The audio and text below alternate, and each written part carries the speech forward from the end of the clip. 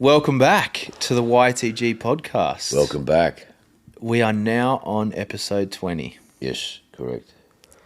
That went quick. Wow. A lot's happened, mate. The year and a half's gone quick. So it was late last year that we started the podcast. So we're what? Oh, geez, we are actually a fair way through this End year. of August is sort of 2 years for us, so can't believe it. It's all happening. Yeah, it's been big, man. It's been huge. It's just... Got a little bit of indigestion. Just shoved fucking food down our mouth. The mouth's fucking burning. It was too hot, the nasi goreng. He said he could handle the heat, so I piled it on. Yeah, I used to have restaurants many years ago, but fuck, it was many years ago. So, yeah, no. Not the man he once was. Yes, no, definitely not. Fucking pay for it tomorrow morning. Ring of fire. Fucking yes. Anyways. So today we have got quite a good topic, and we're probably going to talk for a long time. Yep. And that is the modern car market, the cars that are being released by manufacturers at the moment. Yep. And the whole scene, what that looks like, what the cars, these guys. Anyway, we'll get into it. Well, did you see that picture a little while ago? They had a picture, and they didn't have any branding on it, but there was like, it was like 16 cars on this picture, and they were all white SUVs, and all 16 were different.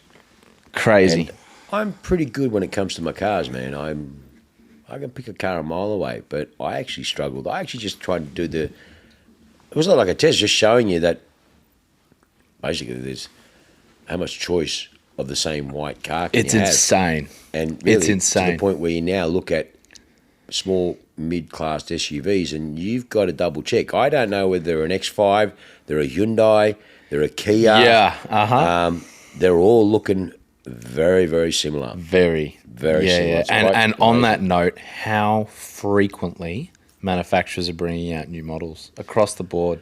It's getting silly. I don't understand why they're doing it so much in Australia. It's We only getting have a silly. small market. How much choice have you got? The rate of obsolescence and how less of an impact each model is when the next one is 4 or 5 months away. Like, it's just...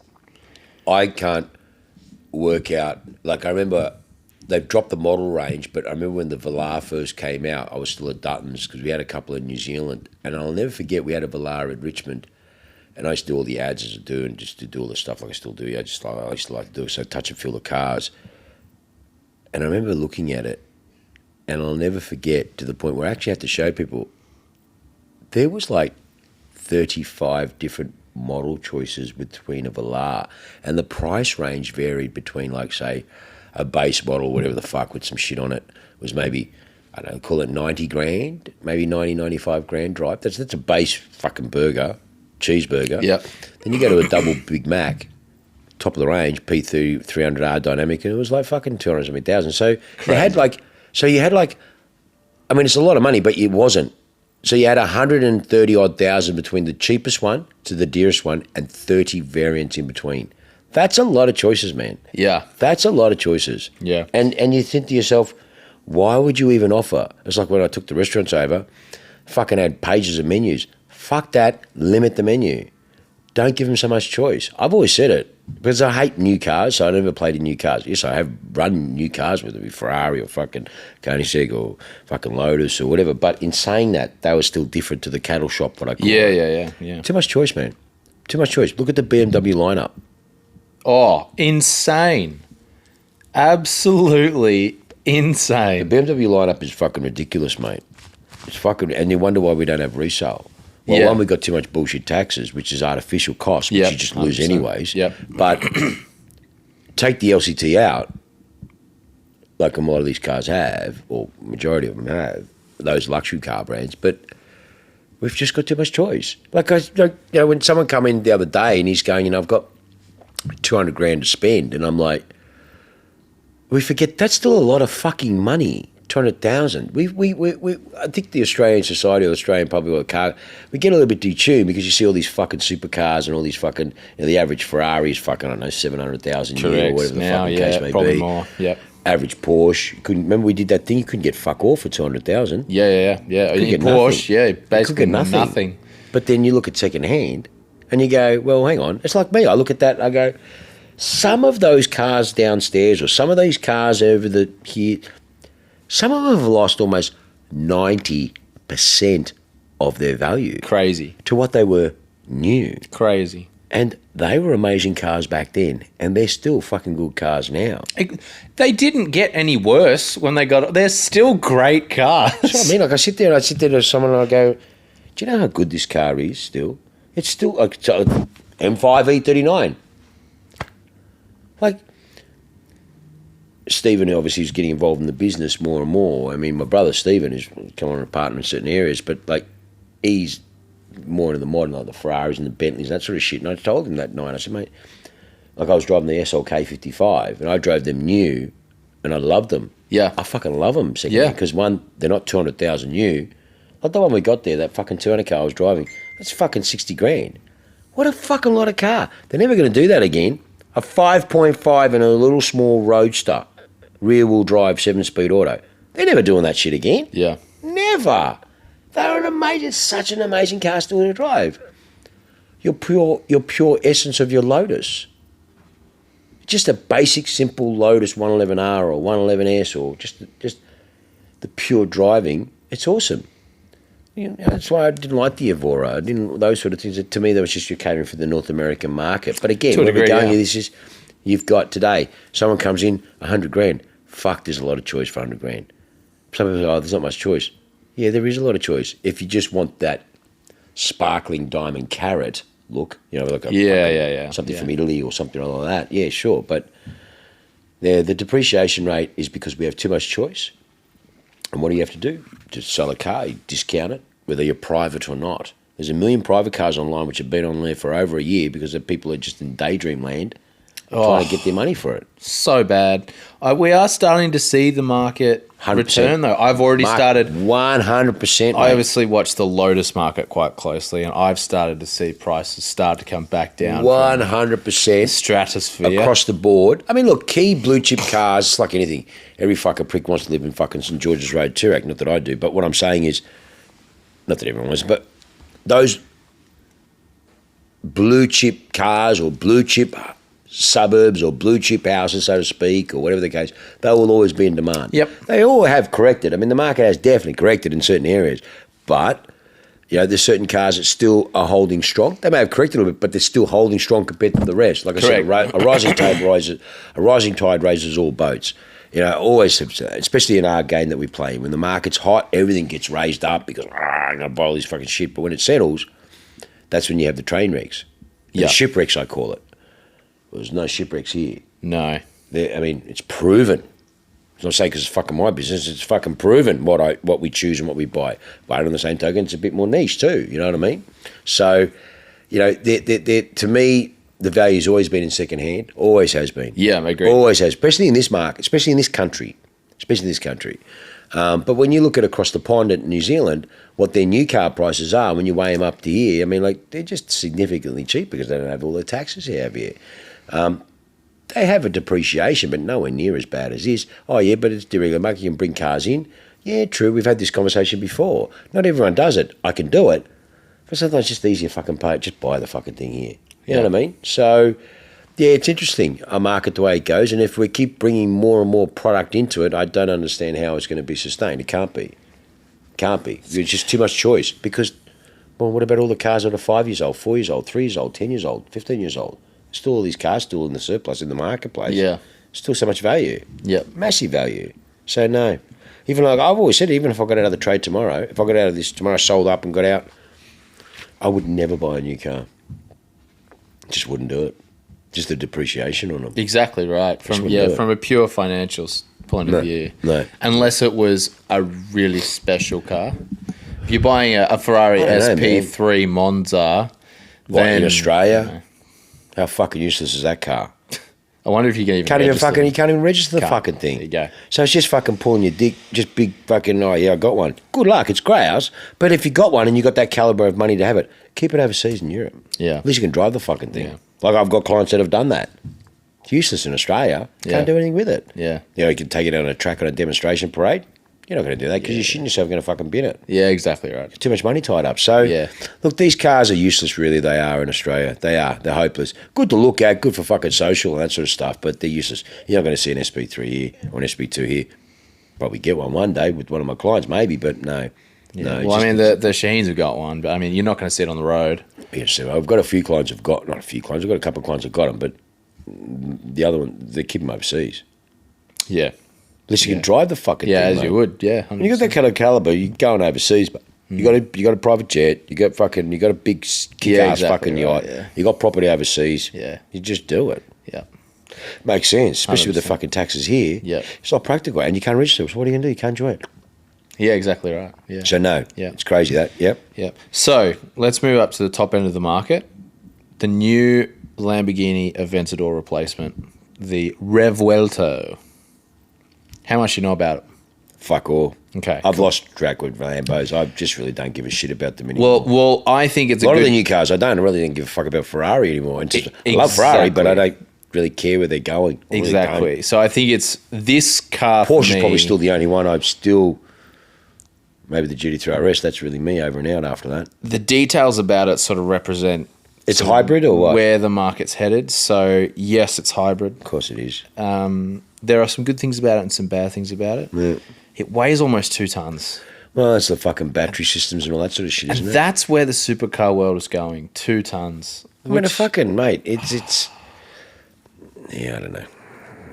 That alone is just, it kills me. 2 tons, mate. It kills me. Nearly 2 tons. Not quite, but close. I mean, we're edging scarily close once you put fuel in. Does it have a V12 in it? No. It does. So it's like a fucking LaFerrari. Let's talk about the pros first. It's still a V12.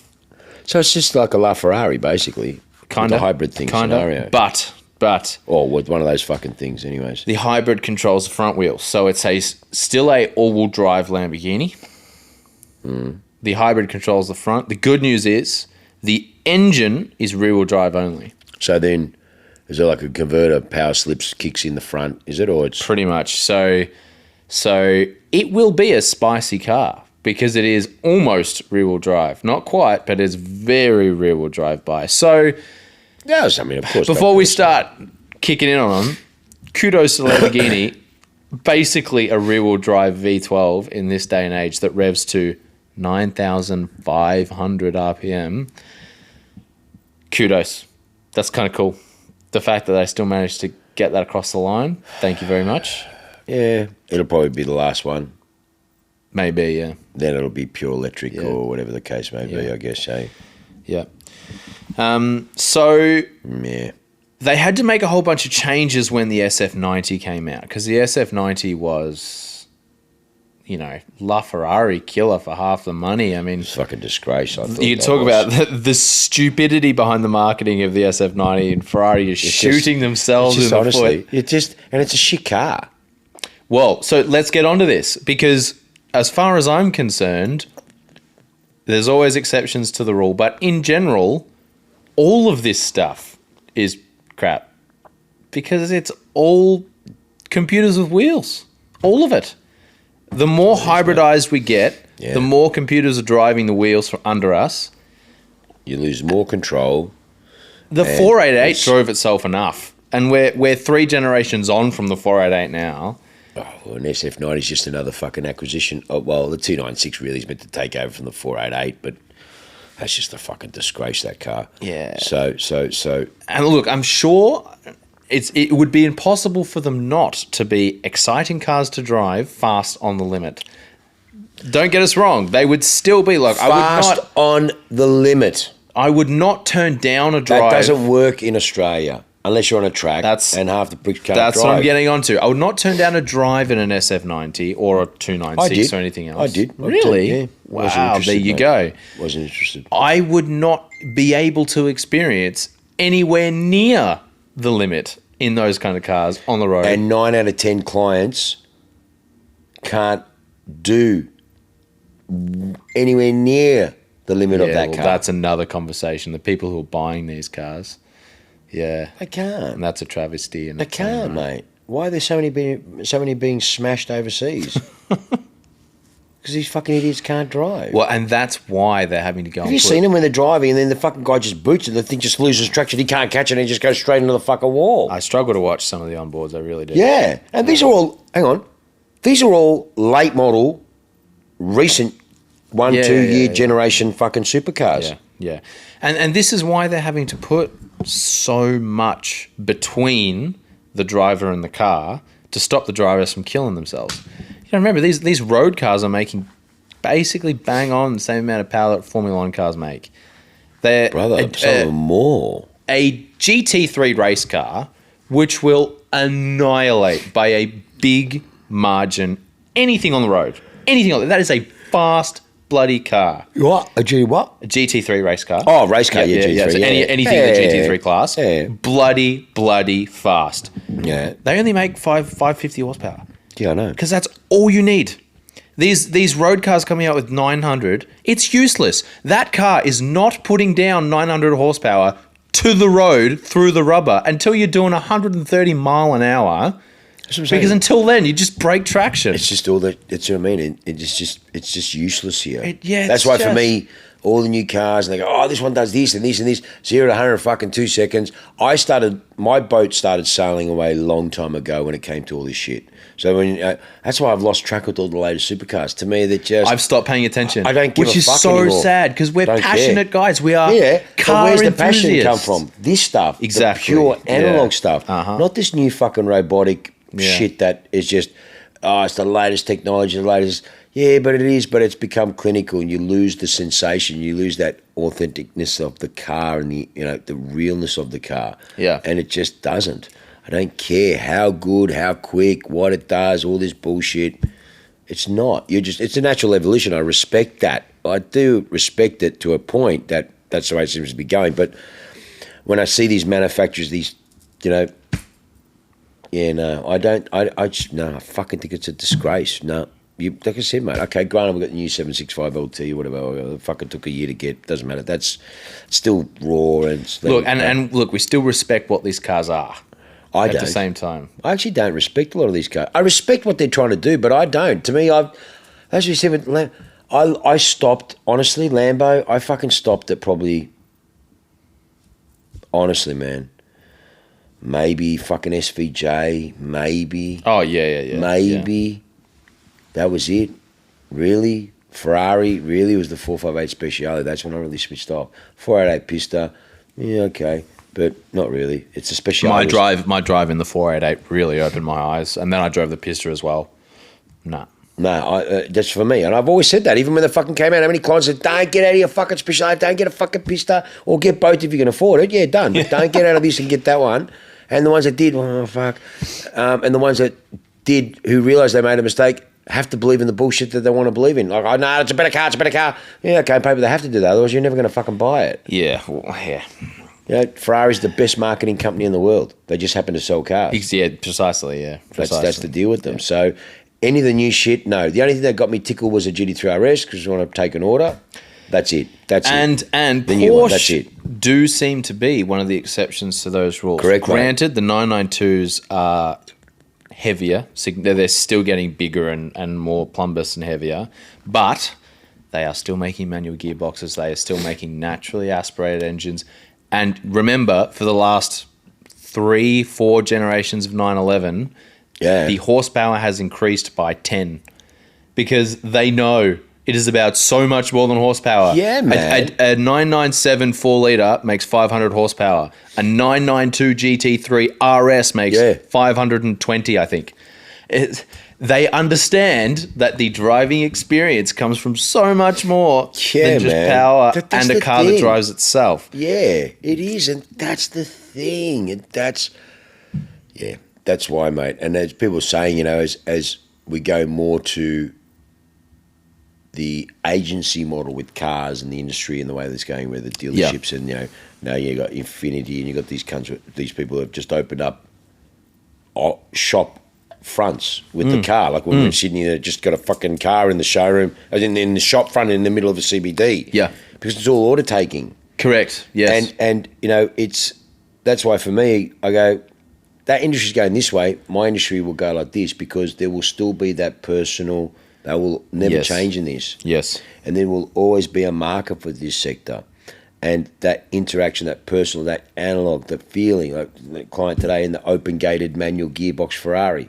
The 360? Yeah, that's special, What? mate. That's a cool car. That's special, that car. You know what I mean? Just that clink, chink, clink, clink. Yeah. You're involved. You know, oh, fuck, it's not warming up yet, so go first to third.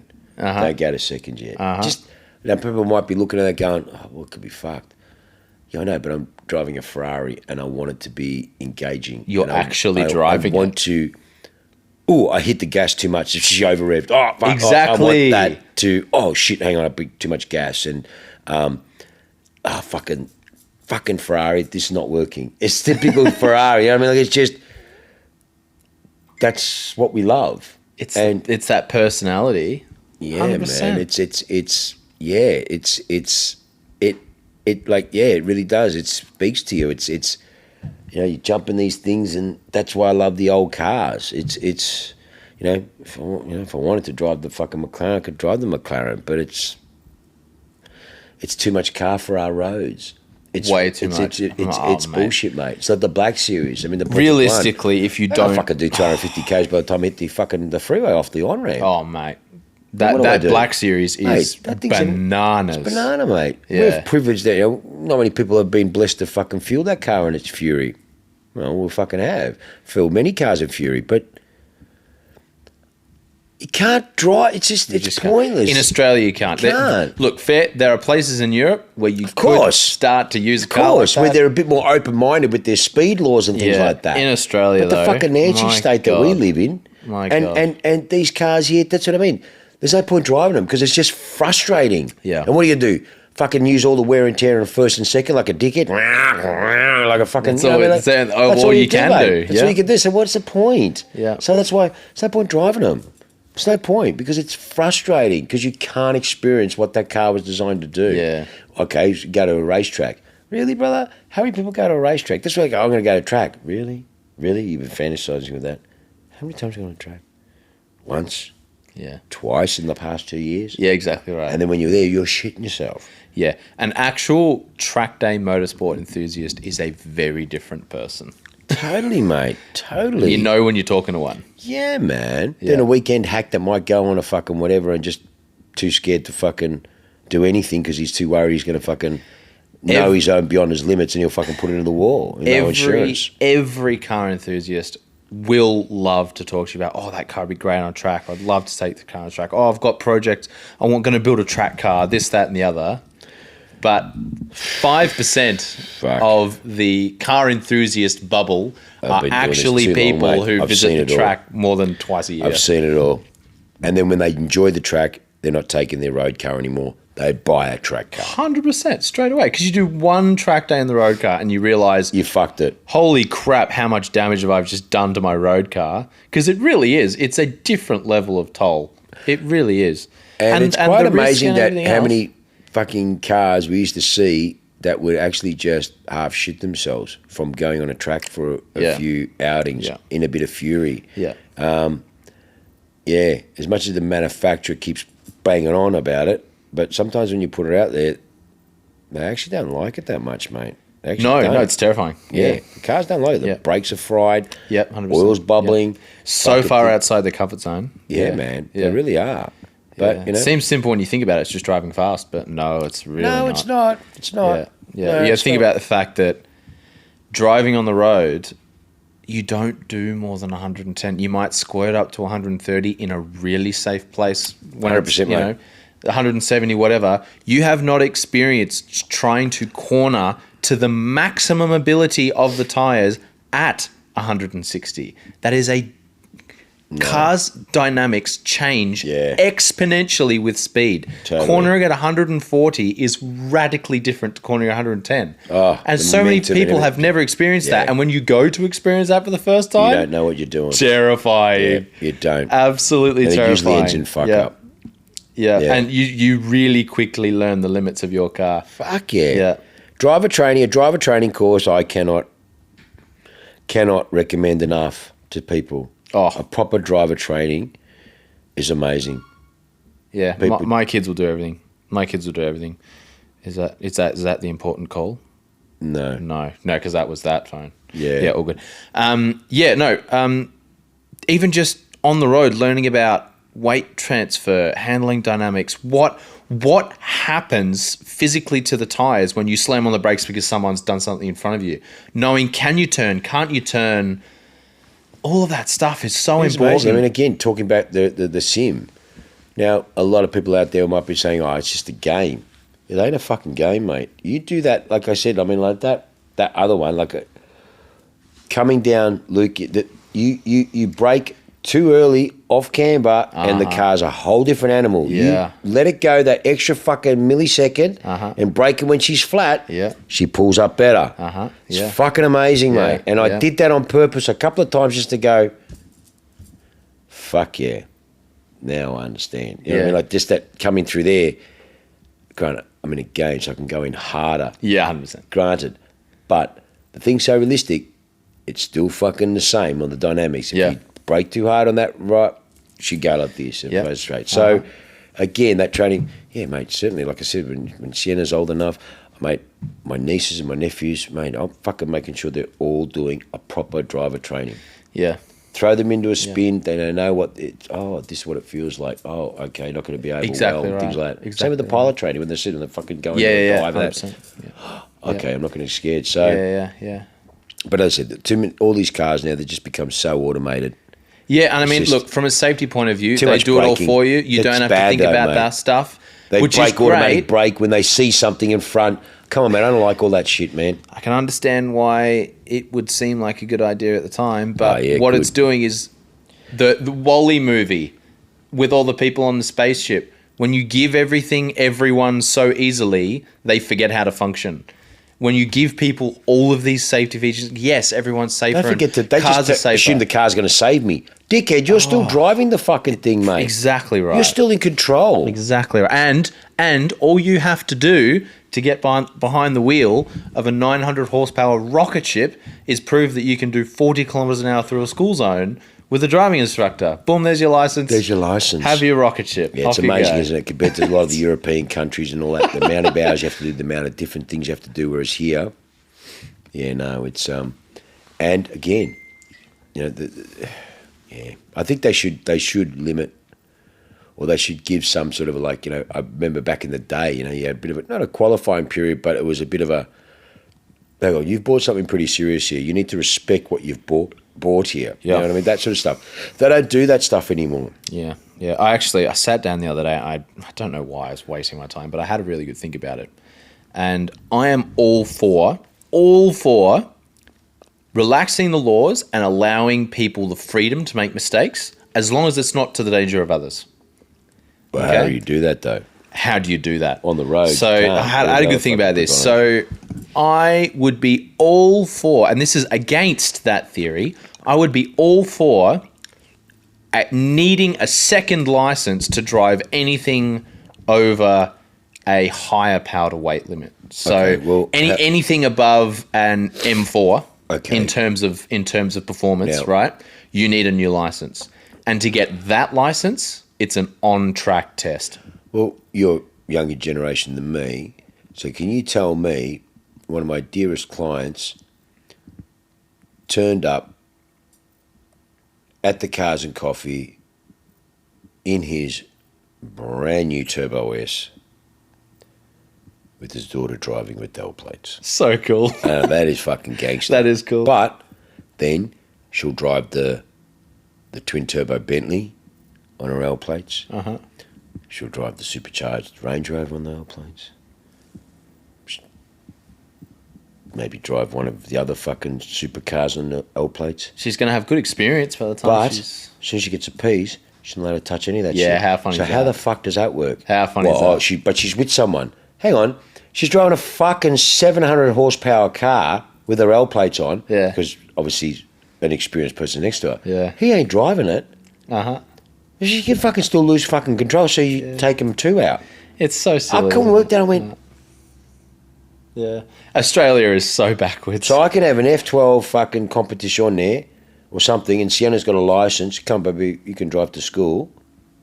As long as I'm in the car, she's got L plates on, so she can drive a fucking 900 horsepower, 800 horsepower car. but you got your license now. But I learnt in Daddy's fucking 900 horsepower car, but you can't drive that now. And the thing is even more stupid, you can't even get in with her like you did on her L plates, and now it's okay. No, it's not. When she's 16 to 18, yes, you can sit next to her and she can drive it. When she's 18 to 19, no, she can't drive it anymore, even if you sit next to her. What's the difference? I can't understand it, why it's so fucking complicated. It's just typical fucking Victoria. Yeah, it is. Yeah. Well, it's typical Australia. It's just... Well, I mean, I don't know how hard it is interstate, but I mean, I'm born and bred here, so I've just seen the bullshit with this, you know, with our laws, with our licensing and so on. So, again, it's very confusing, but then, you know, you go and fucking...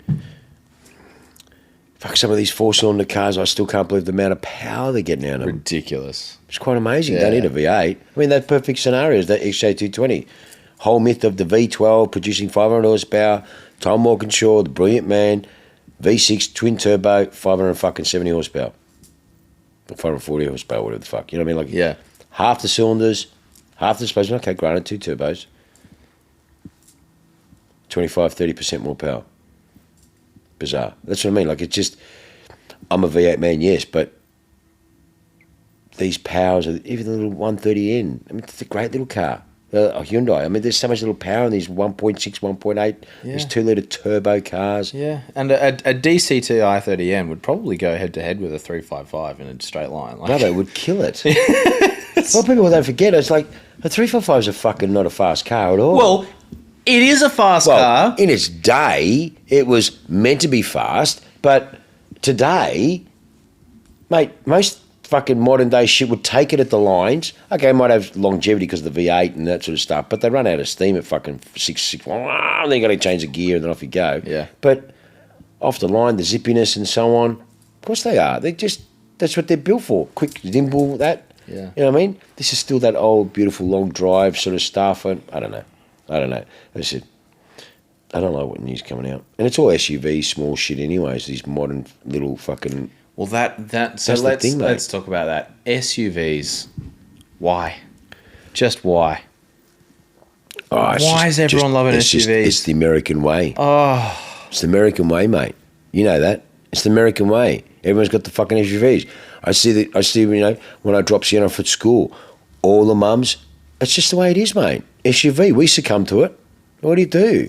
Gone for fucking C63s fucking to fucking Range Rovers now. What do you do? That's the way they are. They handle worse, and I don't mean that from a performance standpoint, because I know you're not going track racing in your SUV. But what do you get in fucking an SVR? Or a fucking Aston Martin. Like a client bought that Aston Martin DBX 707, fastest four-wheel drive in the world. Well, hang on, isn't the Ferrari pulling the dick saying they're the fastest four-wheel drive in the world? I don't want a fucking fastest four-wheel drive in the world. From a safety perspective, a car on stilts does not handle as well. Great gravity. You cannot brake as fast. You cannot swerve out of the way of an accident fast enough. It is a worse handling car in every regard. It's heavier because it's bigger. So everything, tyre wear, road wear, fuel use, it's all worse because the cars are bigger. Everything, and the kicker for me is 90% of the really popular SUVs at the moment are these smaller SUVs, your X3s and all that generation, which are all lifted hatchback frames. Platforms, basically. Which means a wagon, a general wagon pumped has up. So much more space in it than these SUVs. But because the SUVs are lifted and they look bigger, they're bigger cars, they're more practical. No, Good a marketing. wagon is better in every single way. More boot space, more leg space in the back for kids, more space in the front for you, more capacity. It's a safer car to drive because it handles better because it's actually on the ground. Yes. How many of you actually live on roads that require ground clearance for four-wheel driving? Bloody 9 out of 10. 0.05% No, not even 9 out of 10. I was going to say 99.9 wouldn't have it.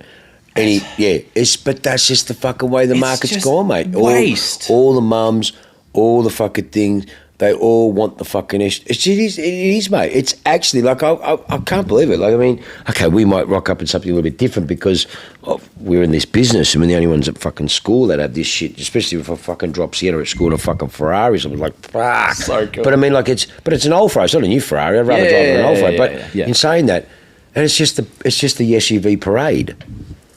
That's all it is. But they're not going to change. Is it because you can, and you can't really because they're all SUVs now, but is it the seeing over traffic thing? The sitting higher makes you feel safer, feel like you can see around more. Oh, fuck, we're going all day. And again, it's a feel thing that people are buying them. That's what it, mate, it's the feeling of sense of, it's the same, like, my daughter gets car sickness, like a lot of kids, someone get car sickness, whatever, but she was in a low car, she'd feel a bit sick. But since I got to the Range, mate. Fine. Wow. There you go. So, sit in a normal sedan, she'd a little bit of long drive and she'd feel a little bit car sick. So I had to get them a four-wheel drive. So, mate, just... There you go. It's mate, and again, speaking to the kids, like, obviously we all nieces and nephews and that, everyone's got fucking SUVs. All of them. Every single one of them has got, all the girls have got SUVs. All of our friends' girls have got SUVs. It's just, that's it. It's just, no one wants fucking sedans anymore. Crazy.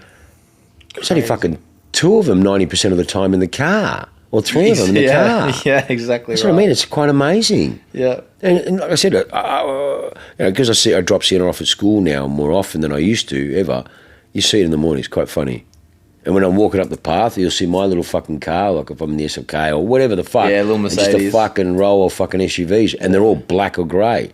The German rainbow. Yeah, 100%. Black, grey or silver. Yeah. Or white. Yeah. Well, that's a whole nother topic that kills me. Go anywhere on the road, look around, and everything is white, grey, or black. Brother, it's the German rainbow. That's what we say. It's just Where's fucking boring as shit. Where's the personality? I mean, even at the moment, even my old school shit, I've got a lot of greys and silvers and whites. I mean, fuck. But, it's boring, especially when all the cars looking the same. Oh. You don't fucking know. I've actually made, first time in my career, mate, and I don't. I'm fucking like bullseye. I'm struggling when I'm in traffic or whatever, I'm going, what is that? I have to double look. Yeah, me too. I've actually made mistakes between the new A sedan thing. Yeah. I didn't know if it was a fucking BMW I thought it might have been even a Hyundai. Well, that's the thing. Because all of the Korean ones, the Hyundais and all of those, now have the exact same LED style taillights as all of the German brands. I don't know what's what. Looks the same. I really don't know. I actually had to double take and look at the car. I was like, fuck. And I've just gone, what a load of shit. There's no more imagination. There's nothing. Funnily enough, you're going to hate me for saying this, but the one thing that has actually inspired more design innovation this generation is electric cars. That is the one big thing that has actually spurred people on to try something different. But they all look the fucking same. Look at the way their cars look and the styling and what? It's different. What? It's electric? Different. Yeah. No, I'm not saying it's good, but I'm saying, funnily enough, that's the one thing that has actually spurred people on to make something that looks a little bit unique. Look at all the fucking SUV fucking electric things. They all look the fucking same. I know, I still wouldn't have one. It's still horrible. Oh, but from a design perspective. Really? Just... I don't know, mate. I don't know. I don't know. They're just boring. I mean, that's why they don't do car shows anymore, because it's just boring as shit. They're all the fucking same looking thing. They're all sharing the DNA. Correct. They're all the same platforms. They're all the same They're fucking basically, it's the same old new world order or new car world order. Yeah. It's all fucking the same shit. Yeah. Underpinning with different bodies and different dresses. Yeah. I was listening to a podcast today. The fucking Ford Ranger is the new fucking Amarok. Be interesting to hear your input on this. I was listening to a podcast today and they were talking about how the whole model of for new cars, dealerships as a whole, you kind of touched on it earlier, is fading, and we're going to move to this sort of order online platform. And Brother, I've been saying this for ages. Won't need to exist. Would you like fries with your 1 Series or A-Class, sir? Or would you like to upsize it to a sunroof and then, yes, you place the deposit and click order online. A truck will drop to your house and here's your keys. And don't need dealerships anymore. That's not for that stuff. For this stuff, this will never die. This will never die. You'll always need dealerships for this. This will never die. But yeah, it's crazy. And then in the UK specifically, RRP sticker prices becoming meaningless because the only thing that matters is the monthly payment. That's what America is. So America is nothing about cars. You don't worry about how much a car costs. It's just when you walk in a dealership, okay, what's your monthly budget? Exactly Sorry? right. Yeah. Well, I want to spend. No, what's your monthly budget? Because it's just all based on a finance figure. That's it. Yeah. How much is that Macan? Oh, it's 900 whatever a month. Yeah, correct. And how much does the Macan cost? It's 900 a month. Yeah, no, that's what's it. the actual cost? How much does that car cost? No. Doesn't matter anymore. And I personally felt that. I personally did that when I was in LA. I used to go all the time, but I went into the dealership because the dealerships are open really late. They run 2 shifts there.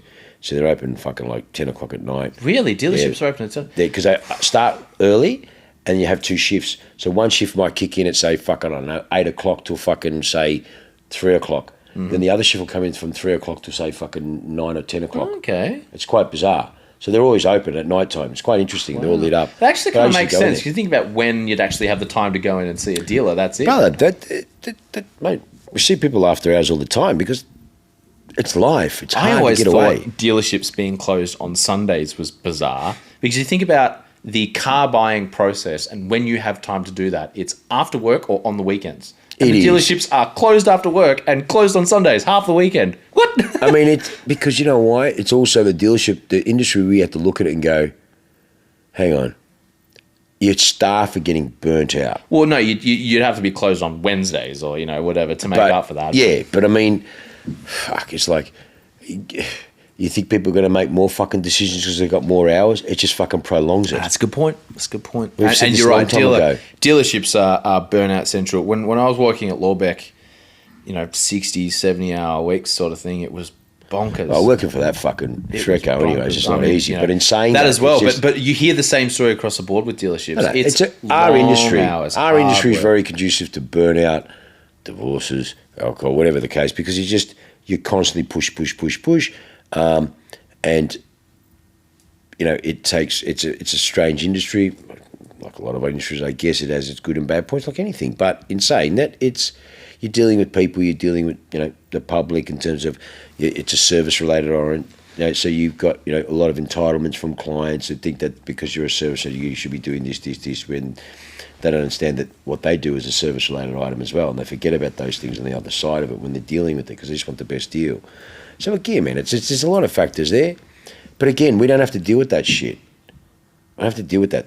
Each thing here is unique. Each thing is different. Yeah. It keeps that passion alive. It keeps that uniqueness alive, and we're just not dealing in a sea of fucking just mundane bullshit, similar looking cars. Yeah, and so changing gears on that, we kind of can't talk about the modern car space and 90% of it being SUVs and the high end, the Lamborghinis and the Ferraris all being computers that drive themselves without talking about Gordon Murray because he's doing the complete opposite. Hey, Gordon Murray's a genius. Oh my God, is he doing it right now? Oh. Mate, you got V12, normally aspirated engine revving to 12,000 RPM, 6-speed manual gearbox.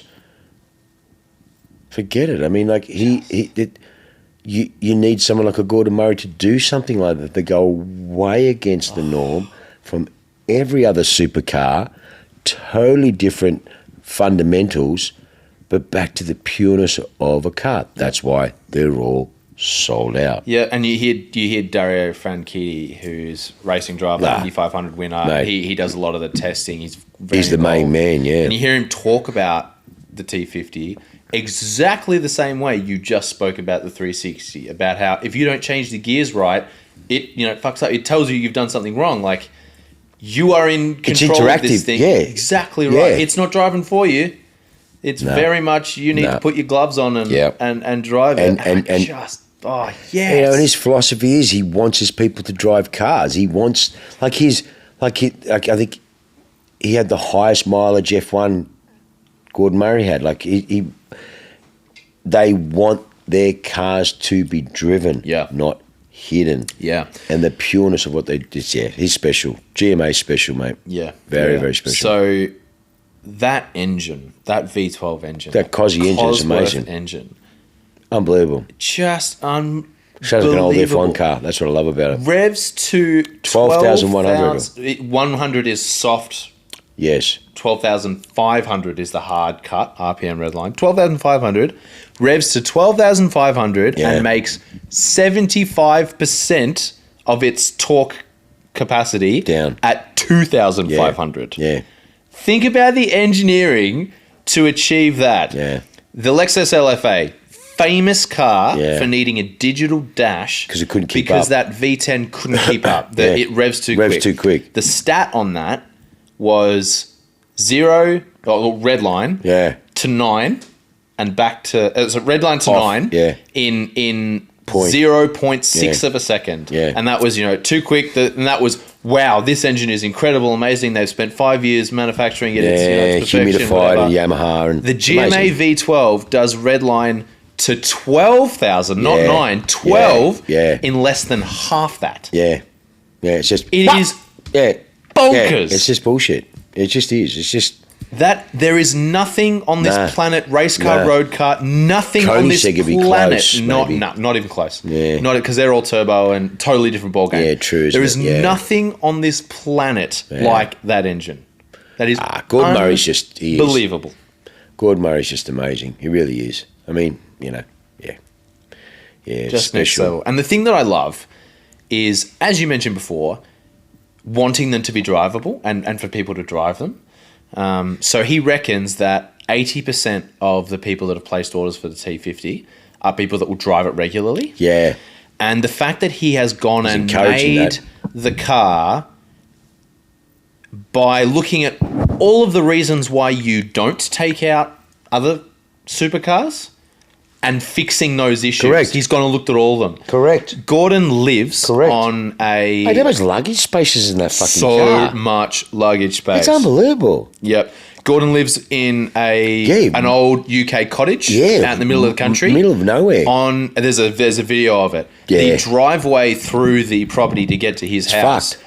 it almost looks like you need a four-wheel drive. Yeah. It's fucked. Yeah, and you wanted to make sure you could drive this And the car. T50 just drives over. Perfect. my Lotus would have clams gone on you'd that. get beached. It's unbelievable. So, but not just a ride height. He's gone with Michelin Pilot Sport 4Ss. So not Yeah. Cup 2s, no. not Cup 2Rs. No. Because You we're not don't worried need about lap that. times against it. We're worried Correct. about a car that is, oh no, it Livable. needs new tyres. Any Michelin place has Pilot Sport 4Ss in these sizes. Go get some.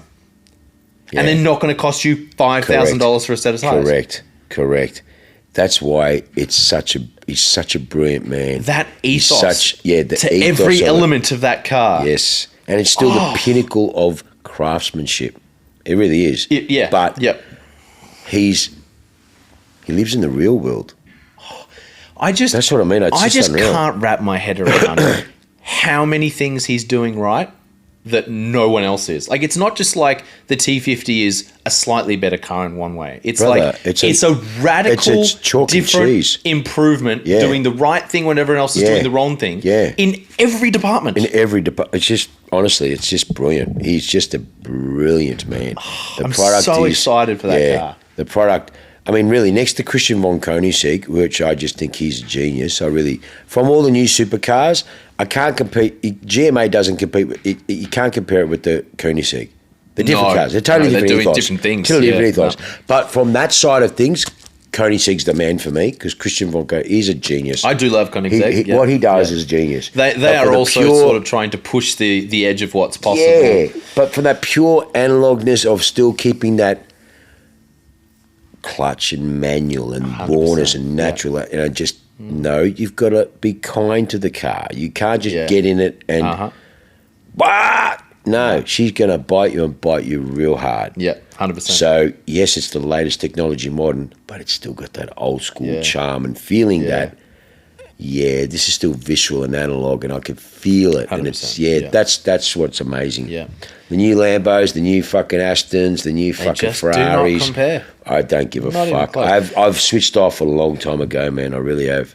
So this is your call to action. If you have not heard the T50 yet, Go listen to it. pause the podcast right now. And go and listen to right it. now. YouTube, Top Gear, T50. Yeah. The first 30 seconds of that video All you hear is the engine. is literally the greatest automotive noise you will ever hear. Do it right now and come back. 12,000 RPM, just fucking full song. Bonkers. Hear the gear changing because he's got to put the clutch in. He's got to change. It's not this cluck, cluck, cluck, cluck. It's just, it's special. It's special. Like you said, he improved his F1. He improved his F1. He made this where the F1 had the faults. He made it better. And I really hope we do see them out on the road and, being used. Yeah. And I'd love to see some in Australia. That'd be awesome. I don't know what's going to happen, but yeah, who knows? Who knows? Just the fact that he's making that. Listen to it at Goodwood.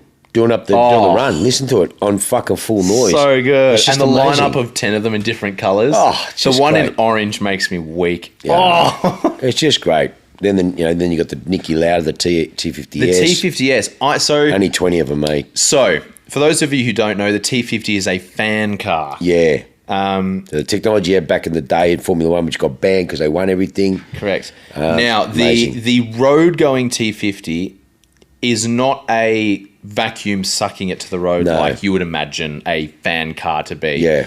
The car has a massive radical diffuser underneath of it. Yes. And what the fan's purpose is to redirect the air underneath the diffuser to make it much more effective. Okay. Yep. So it's not sucking the car to the road like the Spilling McMurty electric do-wacky. It's not doing that. No, it's just redirecting. It's just redirecting it and making the air underneath the car way more efficient. So you're still getting more downforce. Yep. But it's not literally vacuuming the car to the road. Yeah, but it's just brilliant. The T50S Niki Lauda, the race car, that fan is going to be full go. That's going to be full on. That car 20 only is amazing. The performance of it is it's amazing. It's amazing. It really is. It'd be great if we can do something here. Be really good. Yep. So you got the T50, which is a 3-seater, and then the T33, which really was the homage taking off from the McLaren F1, but just making it better. If you put the and if you actually side to side, honestly, a couple of times when I was watching it driving, I actually double took especially from the over the top going. I went, wow, it really is an F1. That's really so F1. The design, the cockpit, the over the head, the line. It so is. Yeah, it is quite amazing. Even in that certain color, the launch color. Yeah. You look at it, like. Double check that. Yeah. It's like, fuck, what a special car. Yeah, it's brilliant. Yeah, and then the 33 is a same engine, but the T33 is 2-seater. So, and it's revs to 11,000 RPM. Yeah, so what they've done is they've done a slightly different tune on the engine. As you said, it's not different mapping, it's a different tune. Yeah. So but I mean, it's still the same thing. For all intents and purposes, it's the same thing. It's just 2 seats instead of 3. Correct, basically. And the Spider, the 100 units each car, they're all sold out. That noise with the roof off. Honestly, that would be fucking epic. That's epic. Just that sound. I mean, it's crazy. No, it's good stuff. Amazing car. So, to finish off, yes, we know Porsche are doing a good job. We know GMA is doing a good job. We know Ferrari, Lambo, and the rest of those guys are all making computers on wheels now. That's all they're doing. They're just serving up to their fucking shareholders, and they've lost the plot on what they're doing. Can we think of anyone else making modern cars that you can buy off the showroom floor today, brand new, that are still actually doing a fairly good job? BMW M2 CS. BMW nowhere. No, don't reckon. You don't reckon a manual M2 CS still has a little bit of that soul in it? Yeah, that's about it. That's about it.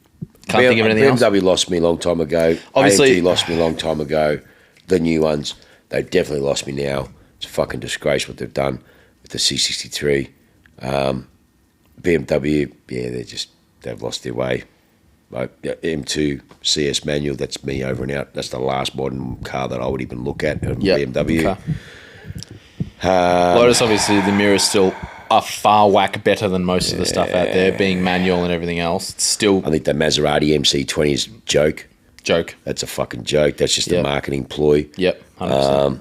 Maserati lost their way a long time ago. To me, the last good Maserati made was the fucking the Grand Sport. Grand Sport or the MC Stradale. I drove one, and look. Did you drive the one we had here? The MC Stradale was a good car. Yeah, look, not again. You probably get my taste by now. It's not for me, but I can. It's not a really good car, but it just has so much theatre and commotion. I can agree with that. Feelings. I can agree with that. It's just you get out and you're like, oh fuck, this car. It's just something about it. I can agree with that. Yeah. Whereas the fucking jumped in the new Maseratis, what a fucking disgrace. Yeah, no. No, soulless. They're soulless, mate. They're like a fucking overpriced Hyundai. The fucking build quality on them is shit. They are. Give me an old Maserati any day. Yeah. Oh, yeah, but they're less reliable. Well, yes and no. Yes and no. There's certain ones you buy, certain ones you don't.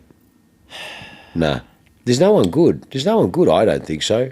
But they're not dinosaurs. Look, so. I'm sure there is a few that we're not You're a younger thinking generation. You can say it. I can't. I'm just a fucking dinosaur. Comment below. Have we missed anyone? Who else is still actually making good cars?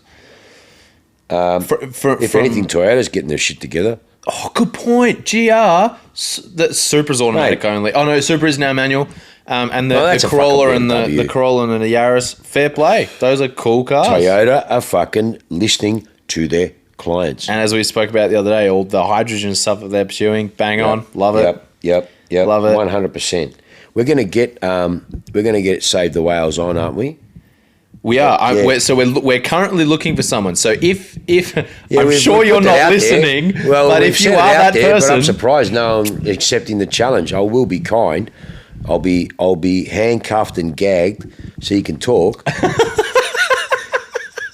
Handcuffed and gagged so we'll let you talk, and then we'll destroy you with all the evidence. Yeah, I want to plan that one. I want to have my research done because I don't want to come on here and say something that the problem is 2-year-old information is now out of date and not relevant anymore. So, brother, there's information being released which contradicts the information that was just released. Tell me about it. Because it just, we're going to change and adapt and change the narrative to suit what's changed. So it's all bullshit. Yeah. Well, Colin Clark, who came and visited us the other day, it was an absolute privilege to have the great told man us here. a story about how he had 2 weeks off and who was it? Polestar gave him their new electric car to take on his 10-day trip, and he said it was a nightmare.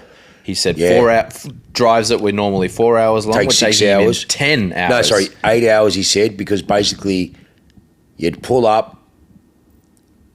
And there'd be a minimum of fucking 20 cars with an average of 20-minute charges.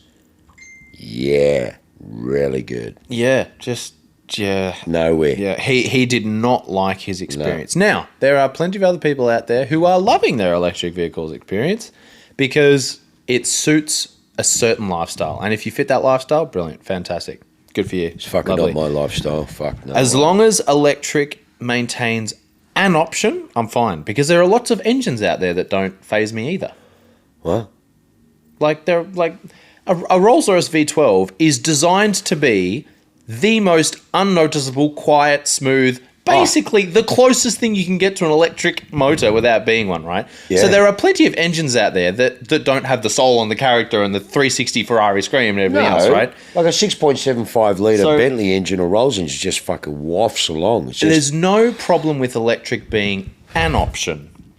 The point is, electric is not the solution. Of course not. It is not going to be the replace all. It is just going to be an option that the people who it suits can enjoy. That's all it is.